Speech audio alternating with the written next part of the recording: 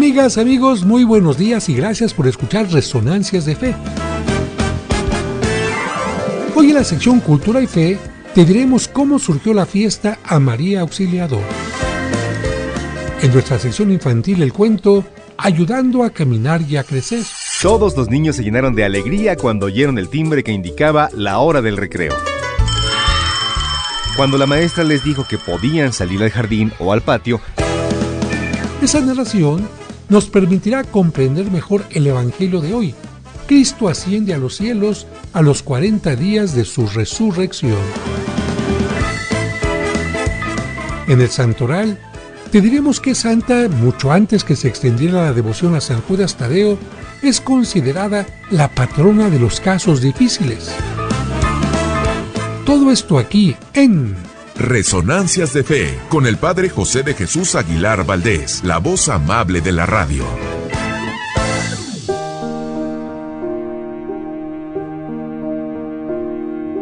Torneo de canto. Una vez llegó a la selva un búho que había estado en cautiverio. Le contaba a todos acerca de las costumbres de los humanos. Contaba, por ejemplo, que en las ciudades los hombres calificaban a los artistas en competencias, a fin de decidir quiénes eran los mejores en cada disciplina: pintura, dibujo, escultura, canto, etc.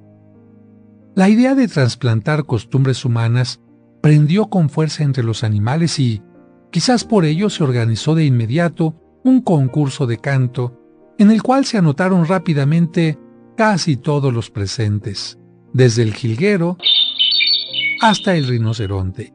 Guiados por el búho que había aprendido en la ciudad, se decretó que el concurso se definiría por el voto secreto y universal de todos los concursantes, que serían de esa manera su propio jurado. Así fue.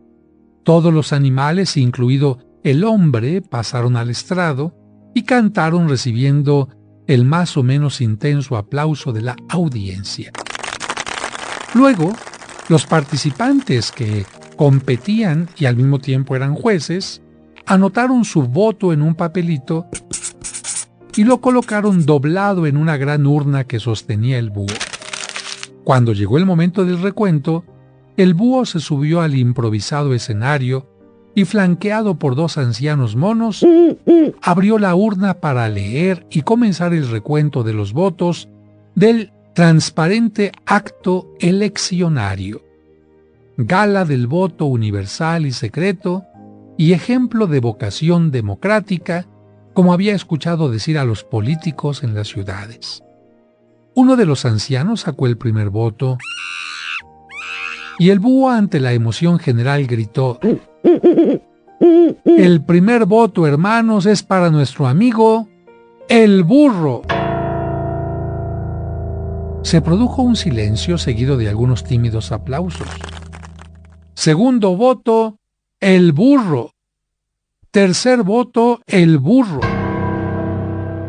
Los concursantes comenzaron a mirarse, sorprendidos al principio, acusadoramente después y por último, cuando proseguían apareciendo votos para el burro, cada vez más llenos de culpa y avergonzados de sus propios votos.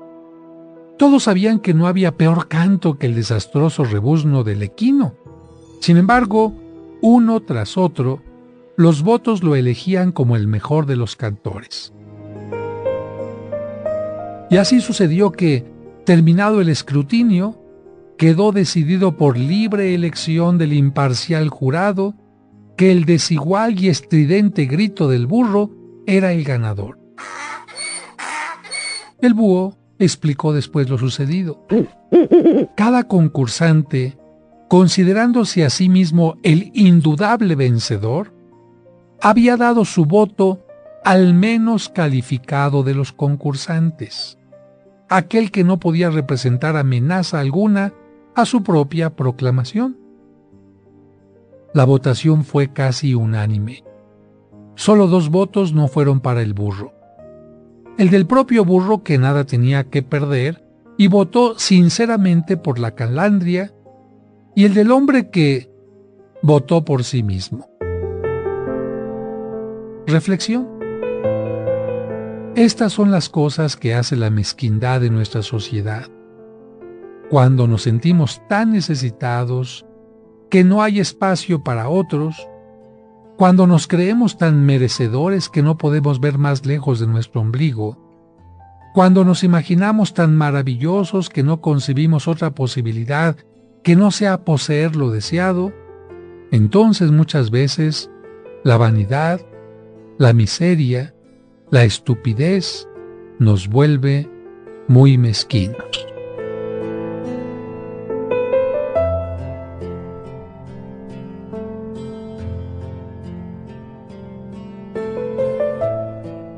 Resonancias de Fe, con el Padre José de Jesús Aguilar Valdés, la voz amable de la radio.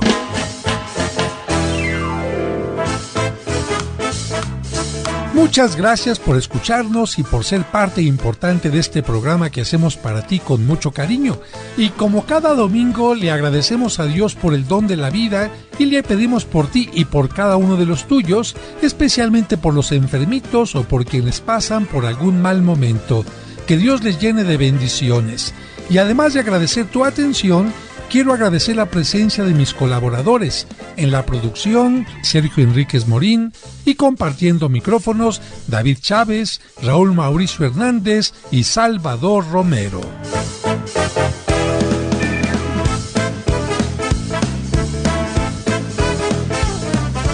Amigas, amigos, bienvenidos a un nuevo programa de Resonancias de Fe. Y espero que todos los maestros, las maestras, hayan tenido un día de fiesta maravilloso. Y todos le damos gracias a Dios porque permite que el conocimiento que uno tiene lo pueda compartir con aquellas personas que no lo tienen. Porque hay maestros en todas las categorías. Desde la construcción, por ejemplo, el maestro albañil que enseña a los peones, creo que así se llama, que no saben todavía cómo se hace una mezcla, cómo se amarran las varillas, cómo se hace un colado, etc. Maestros de cocina que enseñan a las personas lo elemental. Quizás la abuela, la bisabuela o la mamá fueron las maestras de la hija que gracias a ellas aprendió a hacer el arroz. También encontramos maestros en computación. ¿Cuántos jóvenes aprendieron los secretos de algún amigo, algún compañero? Las habilidades también en la cerámica, el macramé, el tejido, todas estas habilidades que se van enseñando de una maestra a otra, y por supuesto todo lo que se refiere a la educación preprimaria, de kinder, primaria, secundaria, preparatoria, y también todas las áreas que tienen que ver con el arte y la cultura. Y bueno, estaba olvidando también la parte del deporte, pero siempre si ponen atención podemos dar gracias porque alguien nos hizo más hábiles, más diestros, más conocedores en algo que desconocíamos. Como ahora yo que estoy en MasterChef, que entré porque no sabía nada. Bueno, a la hora que los chefs nos dicen a esto le faltó sal, aquí hay que ponerle mejor temperatura, aquí hay que mezclar esto, aquí hay que blanquear las verduras, uno dice, caray, pues no lo sabía, pero gracias por enseñarme. Y qué bueno que todo mundo, a través de los errores y de reconocer la propia ignorancia, pueda aprender. Que Dios bendiga a todas las maestras y maestros y por supuesto también a los camioneros, traileros, Ubers que en este momento están escuchando nuestro programa en México y en Estados Unidos. Pero vamos a un corte y regresamos enseguida. Resonancias de Fe, con el Padre José de Jesús Aguilar Valdés, la voz amable de la radio. ¿Sufriste la muerte de un ser querido o alguna pérdida por la pandemia? El curso de tanatología del Padre José de Jesús Aguilar sin duda te ayudará a superar y a vivir correctamente las difíciles etapas de duelo por esta lamentable pérdida. Asiste al curso gratuito de tanatología del Padre José. Serán 5 sesiones dominicales a partir de hoy domingo 21 de mayo de 4 a 6 de la tarde en la parroquia de los Santos Cosme y Damián, ubicada en Serapio Rendón 5, Colonia San Rafael, a 2 calles del Metro San Cosme. Recuerda, es gratuito y no necesitas inscribirte, solo basta con llegar a tiempo. Curso de tanatología del Padre José.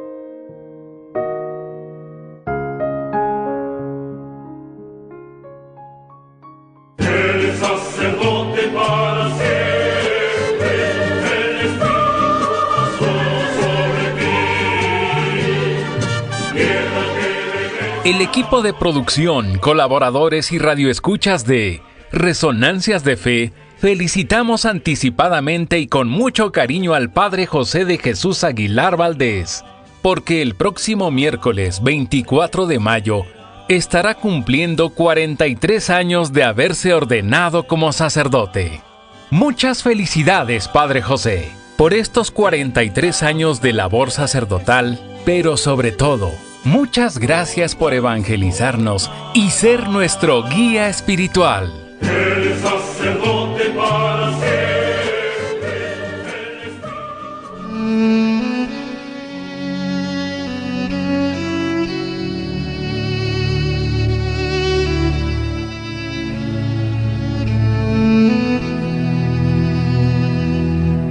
Señor, en este momento alguna persona está pensando en quitarse la vida. Te pedimos por ella o él. Ayúdale a comprender que la vida es un regalo maravilloso, superior a cualquier problema. Ayúdale a comprender que por más difícil que sea su problema, encontrará una solución. Pero, sobre todo, ayúdale a encontrar una mano amiga que pueda hacerle sentir el amor. Amén.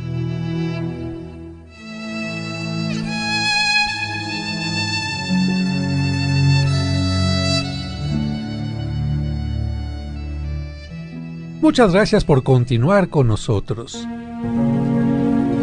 Es momento de escuchar el cuento para entender el Evangelio, escrito por el Padre José. Ayudando a caminar y a crecer. Todos los niños se llenaron de alegría cuando oyeron el timbre que indicaba la hora del recreo. Cuando la maestra les dijo que podían salir al jardín o al patio, los niños más pequeños de la primaria tomaron sus bolsas con alimentos y salieron corriendo. Jaimito corrió hacia el patio mientras gritaba a sus compañeros: ¡A que no me alcanzan! Carlitos aceleró el paso para alcanzarlo y le advirtió: ¡Si te alcanzo, te quito tu torta! De pronto Carlitos se tropezó y cayó al piso. ¡Ay! Jaimito paró su carrera y se acercó a ayudar al caído. ¿Qué te pasó? ¿Te golpeaste? ¿Estás bien? Carlitos se levantó adolorido y mientras se sobaba un poco las rodillas, le contestó: Me dolió un poco, pero afortunadamente no me raspé ni me hice daño. Jaimito observó con atención el lugar y le dijo: No veo ninguna piedra. No hay hoyos o escalones. ¿Con qué te tropezaste? Carlitos también observó el lugar y no encontró ninguna causa aparente para su caída. Viendo que todo estaba bien, los niños volvieron a correr. Pero al poco tiempo el pequeño Carlos se volvió a caer. En esta ocasión se raspó una rodilla y esto lo hizo llorar un poco. Cuando se calmó, dijo: No entiendo por qué me volví a caer. Jaimito volvió a observar el patio de la escuela y no descubrió nada que pudiera ocasionar un tropiezo. Pero pronto descubrió la causa de la caída. Carlitos tenía desatadas las agujetas de sus zapatos. Entonces le dijo inmediatamente a su amigo: Te tropezaste 2 veces porque pisaste tus agujetas. Las agujetas desatadas son un peligro y nos pueden hacer caer. Por eso mi mamá siempre me recuerda el cuidado que tengo que poner en ellas. Para solucionar el problema, Jaimito le pidió a Carlitos que se amarrara sus agujetas. Pero de improviso y sin razón alguna, Carlitos empezó a llorar más fuerte. Jaime se sorprendió y preguntó: ¿Qué te pasa? ¿Te duele algo? ¿Por qué lloras? ¿Por qué te pusiste tan triste de repente?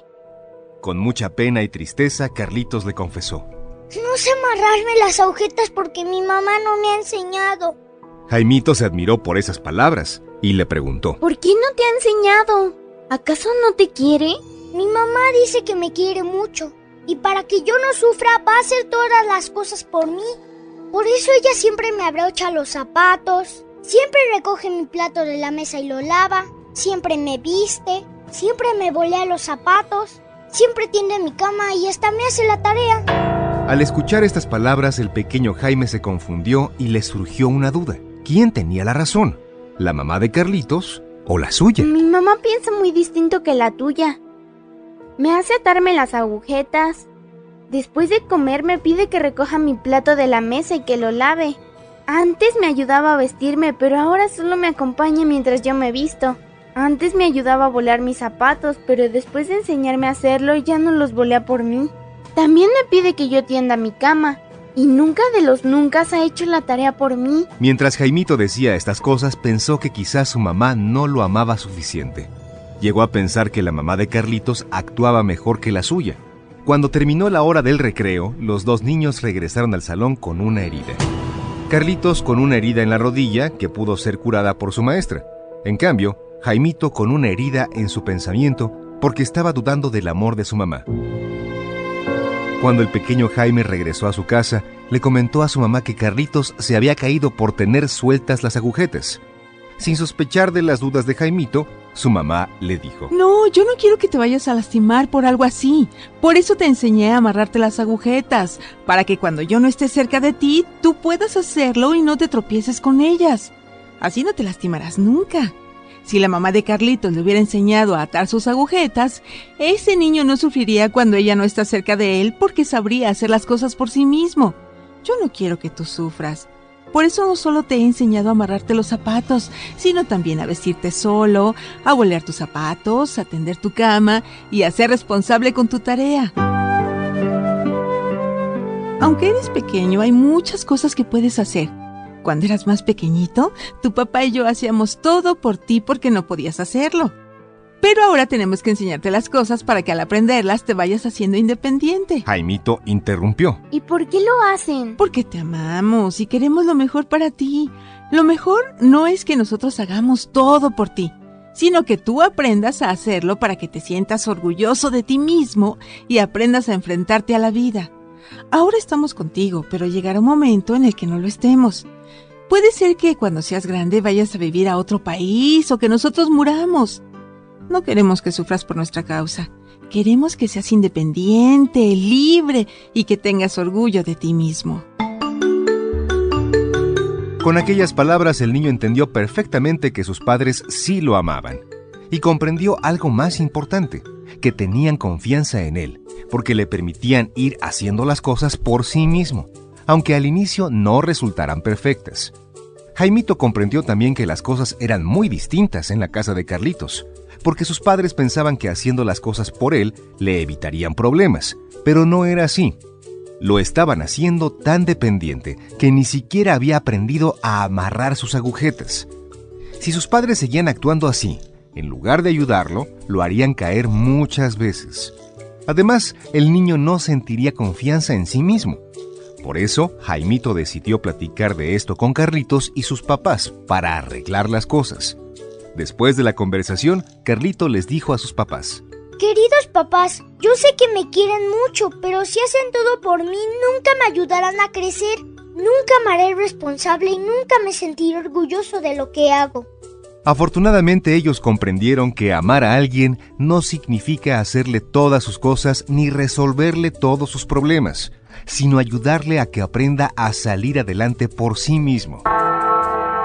El domingo siguiente, cuando las familias asistieron a la misa, escucharon el texto del Evangelio sobre la ascensión de Cristo al cielo. Al escucharlo, se dieron cuenta que Cristo había enseñado a sus discípulos todo lo necesario para que ellos continuaran la misión que Él había iniciado. Los hizo crecer y madurar, y cuando los vio listos, decidió desaparecer físicamente para que ellos continuaran su obra. Con esto se demostraba que Dios confiaba en los hombres y que Él era como un gran maestro que enseñaba a sus discípulos a ser independientes.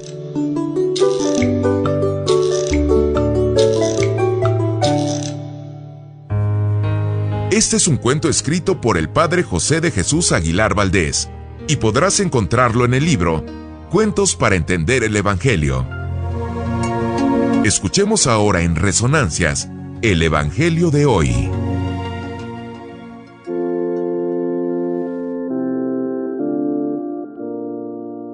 Del Evangelio de San Mateo, capítulo 28, versículos del 16 al 20. En aquel tiempo, los 11 discípulos se fueron a Galilea y subieron al monte en el que Jesús los había citado. Al ver a Jesús, se postraron aunque algunos titubeaban. Entonces Jesús se acercó a ellos y les dijo: «Me ha sido dado todo poder en el cielo y en la tierra. Vayan, pues, y enseñen a todas las naciones, bautizándolas en el nombre del Padre, y del Hijo, y del Espíritu Santo, y enseñándolas a cumplir todo cuanto yo les he mandado. Y sepan que yo estaré con ustedes todos los días hasta el fin del mundo».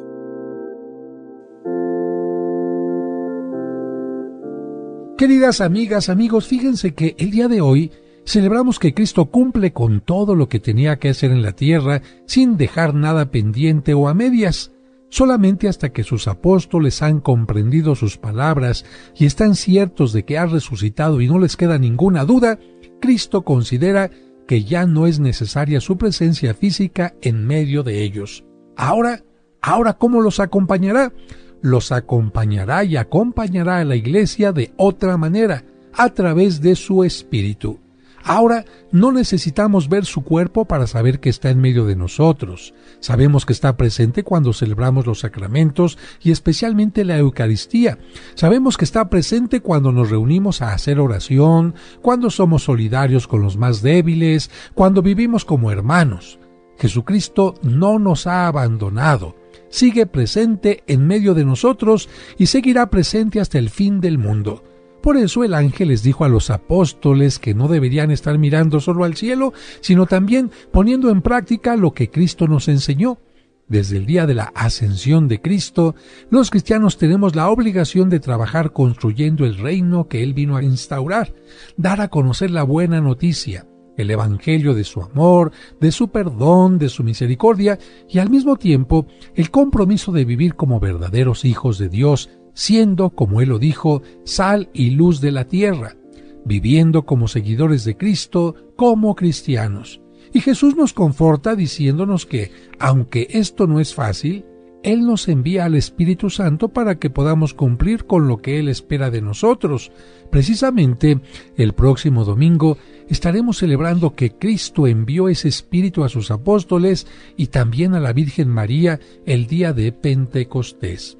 A mí me parece, querido amigo, amiga, que nos haces el favor de escuchar, que con el cuento de hoy comprendemos mejor que era necesario que Cristo desapareciera físicamente de entre nosotros para que los apóstoles y nosotros pudiéramos continuar con su obra.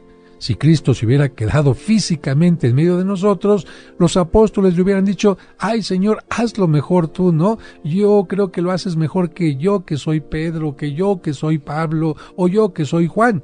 Y creo que de la misma manera, papás, mamás, maestros van desapareciendo de nuestra vida no porque nos quieran hacer mal, sino por el contrario, porque nos dicen: «Ya está usted listo, adelante, ya aprendió lo que tenía que haber aprendido, ya lo asimiló, ahora le toca a usted seguir mis huellas». Y a ti y a mí, querido Radio Escucha, pues nos toca seguir las huellas de Cristo, pero caminando a nuestro paso, con nuestras capacidades, con nuestras bendiciones, porque cada uno de nosotros, aunque tenemos que seguir el mismo camino, lo tenemos que hacer a la manera de cada quien. En eso consiste la santidad. Y listo el equipo para hablar de los santos y santas de la semana. Ellos son los hombres y las mujeres que han cumplido fielmente los ideales de Cristo. Escuchemos en Resonancias de Fe el Santoral de la Semana.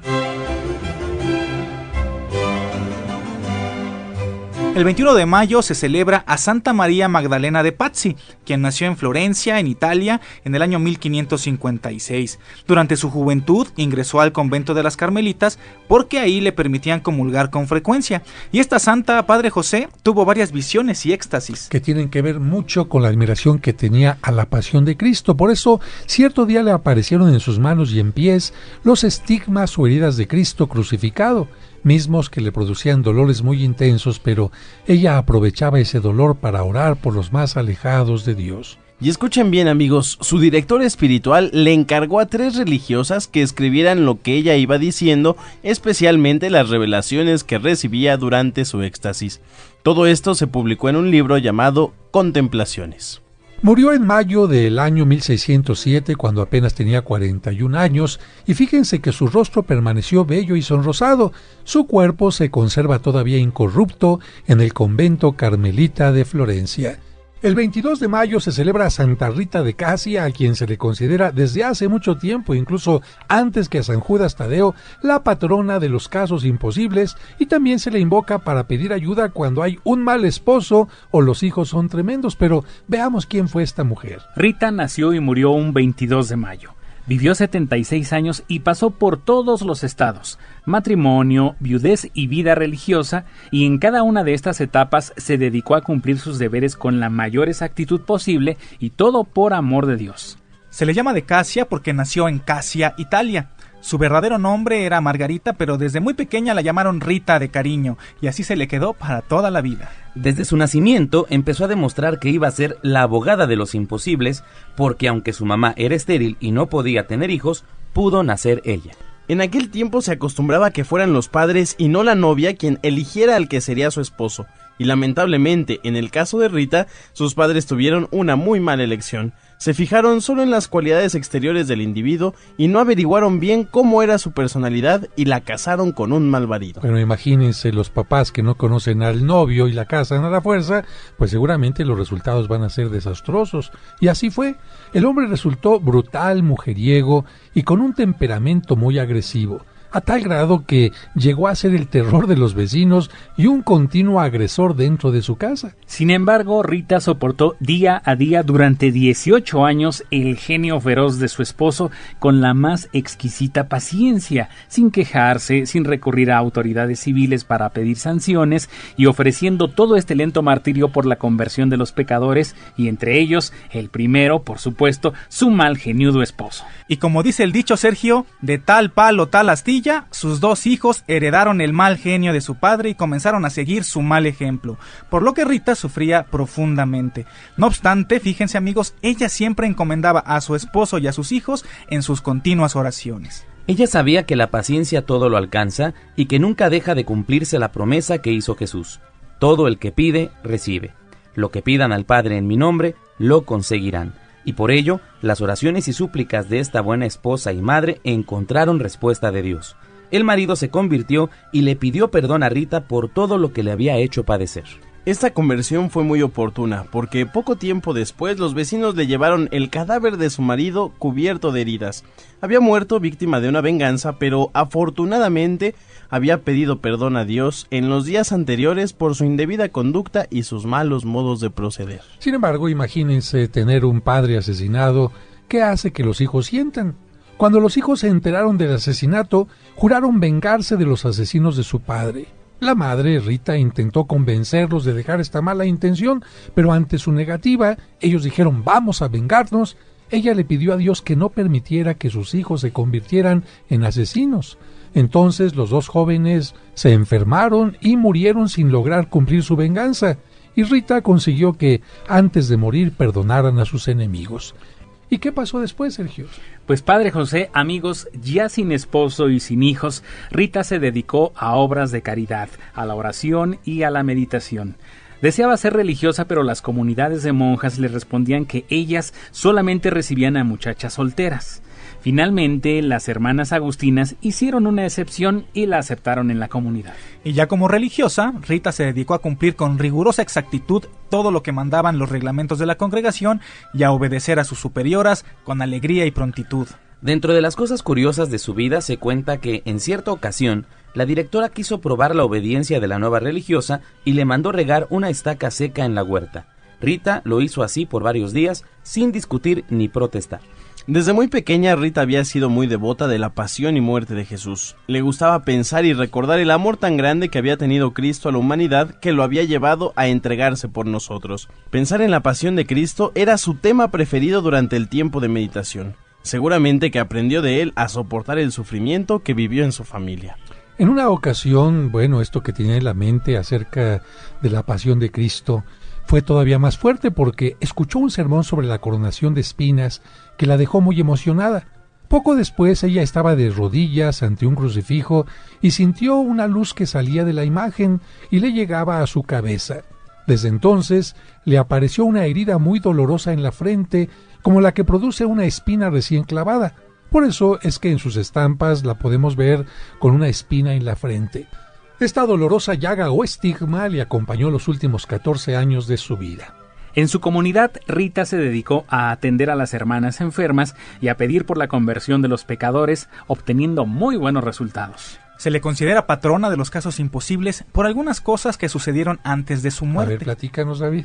Por ejemplo, estando ya muy enferma, le pidió a una visitante que le trajera unas rosas del jardín. Y aquí viene lo milagroso. No era tiempo de flores, pero aún así la mujer fue al jardín y encontró misteriosamente un rosal florecido. La amiga le preguntó si deseaba algo más y Rita le respondió que deseaba unos higos.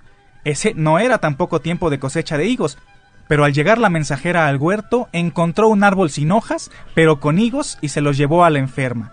Por todos estos detalles, muchas personas la invocan en situaciones difíciles y encuentran soluciones admirables. Rita murió el 22 de mayo de 1457 y su cuerpo se conserva incorrupto. El 23 de mayo se celebra a San Juan Bautista Rossi, sacerdote italiano que se dedicó a ayudar mediante la confesión. Su fama era tal que llegaban personas de todas partes a confesarse con él por la confianza que les inspiraba y el consejo sabio que les impartía.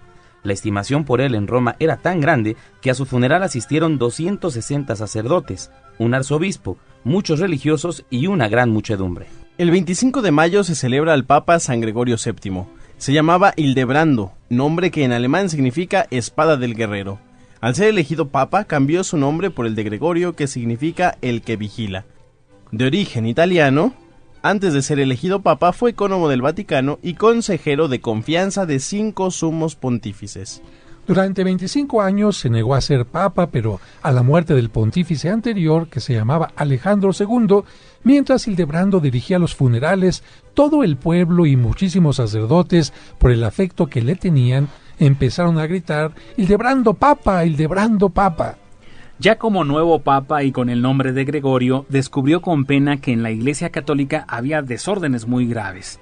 Los reyes y gobernantes eran los que nombraban a los obispos, párrocos y superiores de conventos, y para estos puestos no escogían a los más santos, sino a los que más pagaban o a los que les obedecían ciegamente. Así es, y esta era la causa de que en los altos puestos de la Iglesia Católica hubiera hombres indignos de tales cargos y con una conducta verdaderamente desastrosa.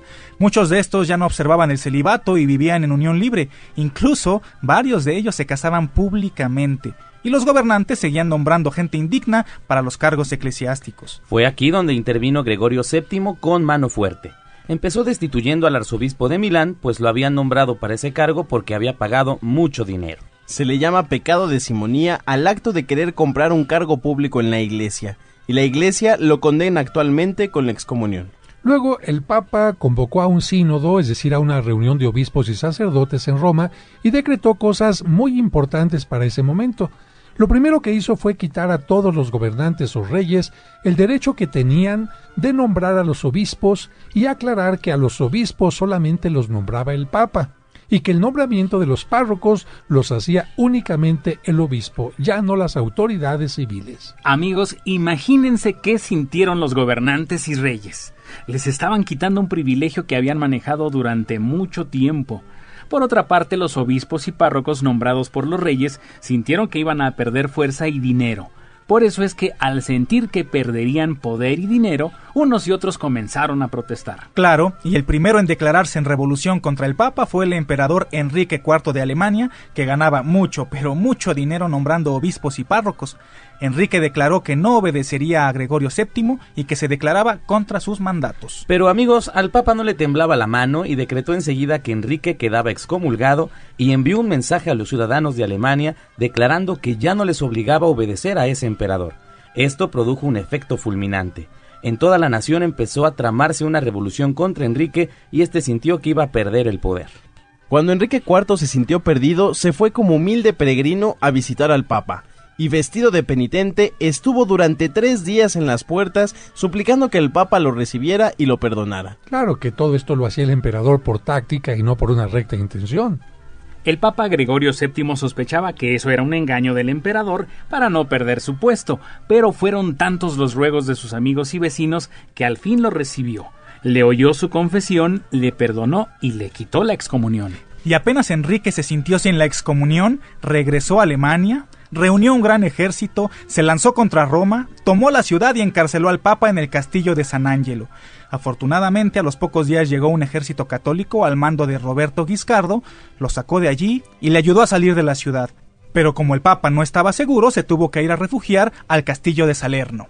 Mientras los enemigos del pontífice parecían triunfar por todas partes, al Papa Gregorio le llegó la muerte el 25 de mayo del año 1085.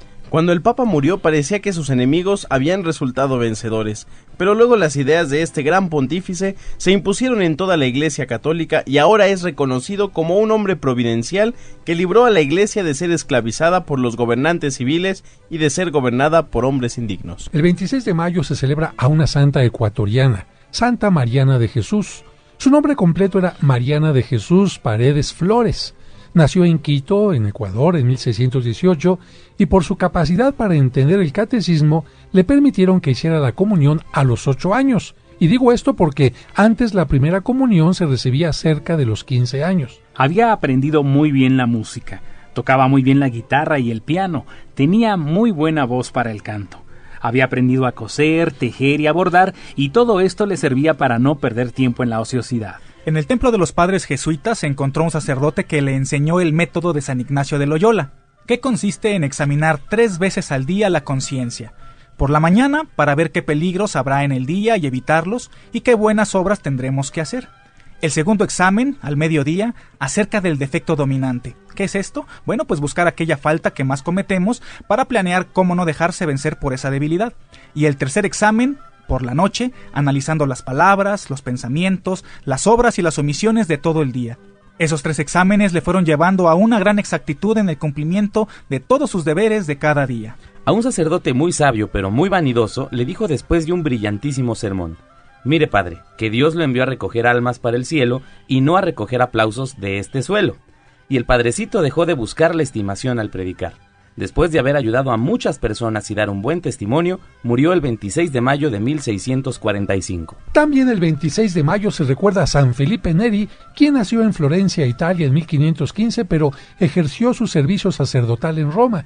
Aquella ciudad estaba en un estado lamentable de ignorancia religiosa y la corrupción de costumbres era impresionante, por lo que durante 40 años se dedicó a catequizar a los más que pudo, logrando transformar la ciudad, pero todo lo comenzó con una estrategia muy importante: acercarse a la gente, hacerles que sintieran que su casa era su casa. De hecho, en su casa de Roma reunía centenares de niños desamparados para educarlos y volverlos buenos cristianos. La amabilidad de San Felipe le permitió ganar el afecto de obreros, empleados, vendedores y niños de la calle. Una de sus preguntas más frecuentes era: «Amigo, ¿y cuándo vamos a empezar a volvernos mejores?». Si la persona le demostraba buena voluntad, le explicaba los modos más fáciles para portarse como Dios quiere y los invitaba a atender enfermos en hospitales de caridad, que en ese tiempo eran pobrísimos, abandonados y necesitados de todo. Durante una noche, en la víspera de la fiesta de Pentecostés, San Felipe fue al cementerio más antiguo de los cristianos, en las catacumbas, y allí le pidió a Dios poder amarlo con todo su corazón. Entonces, de improviso, le comenzó a crecer tanto el corazón que se le saltaron 2 costillas. Por eso se le representa con un corazón inflamado en el pecho. Las costillas ya nunca regresaron a su lugar, pero nadie se dio cuenta de esto sino hasta el momento de su muerte. En 1458 fundó un gran hospital llamado de la Santísima Trinidad y los Peregrinos, en el que durante el año del jubileo en 1757 se atendió a 145,000 peregrinos. Quienes se acercaban a confesarse con él siempre recibieron una atención especial, con mucha caridad y al mismo tiempo con una buena orientación que les permitía más fácilmente cambiar de vida. Felipe formó una asociación llamada El Oratorio porque, a través del sonido de una campana, invitaba a la gente para acudir a hacer oración.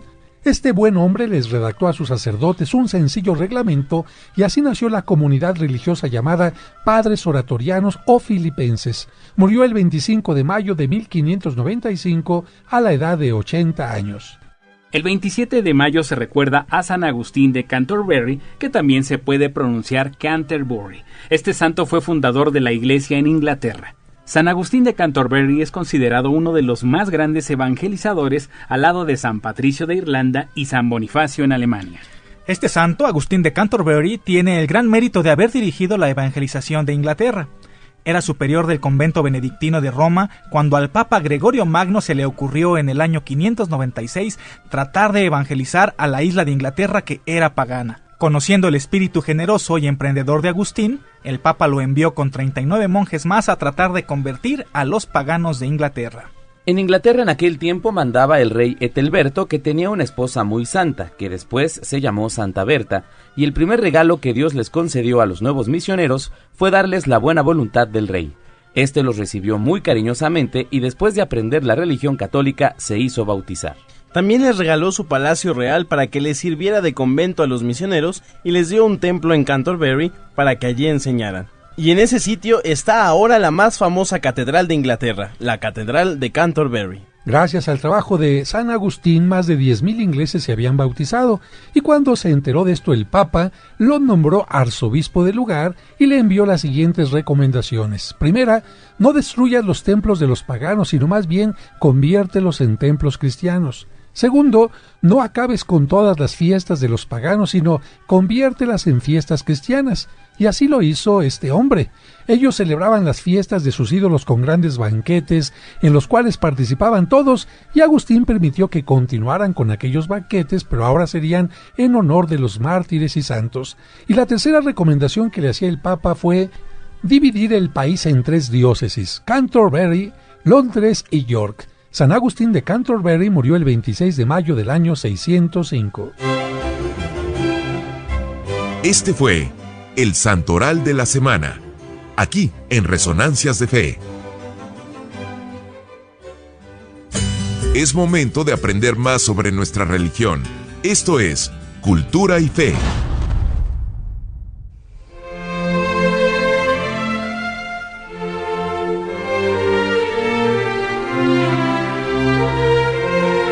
El 24 de mayo se celebra la fiesta de María Auxiliadora, y para hablar de esta advocación tenemos que recordar que en el siglo XVI los musulmanes, seguidores del Islam, estaban invadiendo a Europa. En ese tiempo no había la tolerancia de una religión para con otra, y los musulmanes a donde llegaban imponían a la fuerza su religión y destruían todo lo que fuera cristiano. Cada año invadían nuevos territorios de los católicos, llenando de muerte y destrucción todo lo que ocupaban. En esas circunstancias, estaban amenazando con invadir Europa y la misma Roma. Fue entonces cuando el sumo pontífice Pío V, gran devoto de la Virgen María, convocó a los príncipes católicos para que salieran a defender a sus colegas de religión. Pronto se formó un buen ejército y se fueron en busca del enemigo. El 7 de octubre de 1572 se encontraron los 2 ejércitos en un sitio llamado el Golfo de Lepanto, esto es, cerca de Grecia. Los maometanos llevaban las de ganar porque tenían 282 barcos y 88,000 soldados. Los cristianos eran inferiores en número y además el viento corría en dirección opuesta a la que deberían recorrer. Antes de empezar la batalla, los soldados cristianos se prepararon espiritualmente y entonaron un canto a la Madre de Dios. Después de esto, de manera admirable, el viento cambió de rumbo y los empujó con fuerza contra las naves enemigas. Y contra todo pronóstico, derrotaron por completo a sus adversarios. Y escuchen bien, amigos, mientras esto sucedía en el mar, en Roma el Papa Pío V, con una gran multitud de fieles, recorría las calles rezando el Santo Rosario. Cuando se enteró de la victoria, el Papa Pío V ordenó que cada año se celebrara el 7 de octubre la fiesta del Santo Rosario, y que en las letanías se añadiera la oración: María, auxilio de los cristianos, ruega por nosotros. Así es, María, auxilio de los cristianos, ruega por nosotros, como lo seguimos diciendo hasta nuestros días. Por si fuera poco, hubo otro acontecimiento que aumentó la devoción a la Virgen María como auxiliadora. ¿Qué pasó? El emperador Napoleón, llevado por la ambición y el orgullo, se atrevió a poner prisionero al sumo pontífice, el Papa Pío VII. Este papa llevaba ya varios años en prisión y no veía esperanzas de obtener su libertad porque el emperador era el más poderoso gobernante de aquel entonces. Entonces el papa hizo una promesa: Madre de Dios, si me libras de esta indigna prisión, te honraré decretándote una nueva fiesta en la Iglesia Católica. Y muy pronto vino lo inesperado. Napoleón, que había dicho las excomuniones del Papa no son capaces de quitar el fusil de la mano de mis soldados, vio con desilusión que en los fríísimos campos de Rusia, a donde había ido a batallar, el frío helaba las manos de sus soldados y el fusil se les iba cayendo.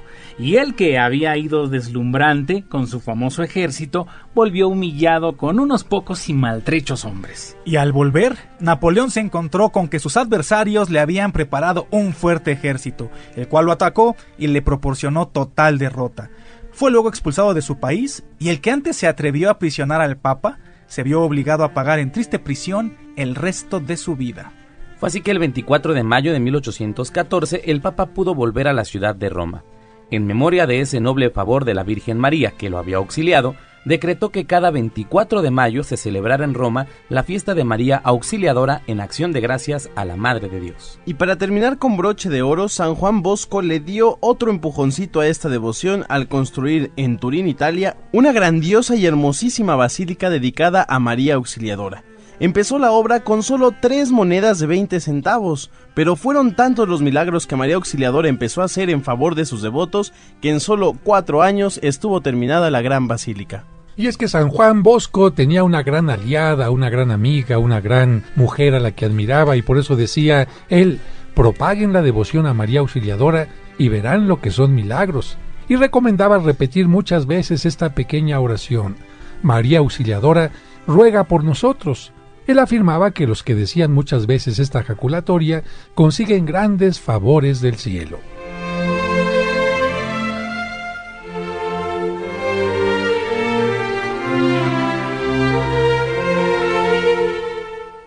Amigas, amigos, estamos a punto de terminar este programa y nuevamente invitarlos a que me vean en este programa de MasterChef por la tarde, noche. Se van a divertir, van a aprender también y bueno, también dale los teléfonos por si alguna persona quiere probar este extracto de agave que a mí me ha salvado la vida durante mucho tiempo y que me sigue ayudando en todo tipo de problemas digestivos. Teléfonos de la parroquia 55-5705-5939, 55-5705-5939 y 55-55-66-7744, 55-55-66-7744. Bueno, problemas digestivos, colitis, gastritis, estreñimiento. ¿Cómo ayuda esto? Y también en otro tipo de problemas que seguramente alguno de ustedes tiene. Les recuerdo, no es un medicamento, pero es un alimento que logra cosas increíbles en nuestra digestión y ayuda también a las personas con diabetes y con cáncer. Que Dios les bendiga y hasta el próximo domingo. Esperamos que ahora que has aprendido más, tu fe te dé la seguridad y confianza para seguir adelante en la vida. Y te invitamos a que la próxima semana acompañes al Padre José de Jesús en Resonancias de Fe.